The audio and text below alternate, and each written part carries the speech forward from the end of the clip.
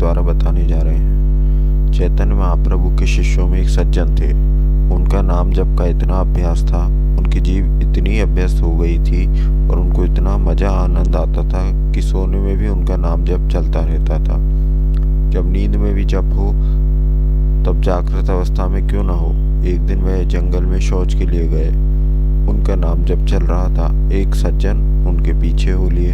जो दोष देखने वाले होते हैं उनका काम ही यही होता है। ऐसा मैंने भी देखा है कि जब ध्यान करते हैं तब कई लोग कहते हैं कि अमुक अमुक व्यक्ति सो रहा था, मैंने देखा है। मैंने पूछा कि आप क्या कर रहे थे।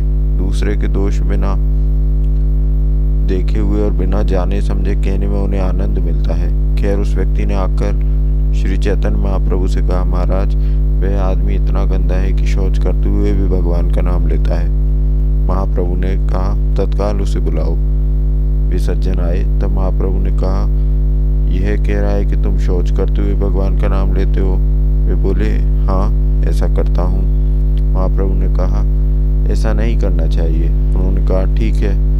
फिर दूसरे दिन जब वे महात्मा शौच को गए तब वह फिर गया और देखा कि वे शौच कर रहे हैं और जीभ पकड़े हुए बैठे हैं। उसने आकर फिर महाप्रभु से कहा, महाराज, वह तो अत्यंत भ्रष्ट है। कल तो केवल बोल ही रहा था, परंतु आज तो शौच करते हुए हाथ मुंह में डाले हुए था। महाप्रभु ने कहा, ऐसी बात है तो उन्हें बुलाइए। जब वे आया तो महाप्रभु ने कहा कि ये कह रहे हैं कि तुम शौच करते हुए मुंह में हाथ रखे थे। उन्होंने कहा, महाराज, ये ठीक कह रहे हैं, परंतु आपने ही कहा था कि शौच करते समय नाम मत लो।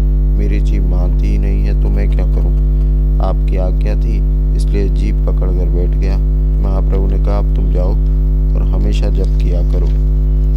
इस प्रकार का जप जिसके जीवन का स्वभाव बन जाता है वह भजन है। अगर भजन ना रहे तो जीवन ना रहे। भगवान की स्मृति ही जीवन है।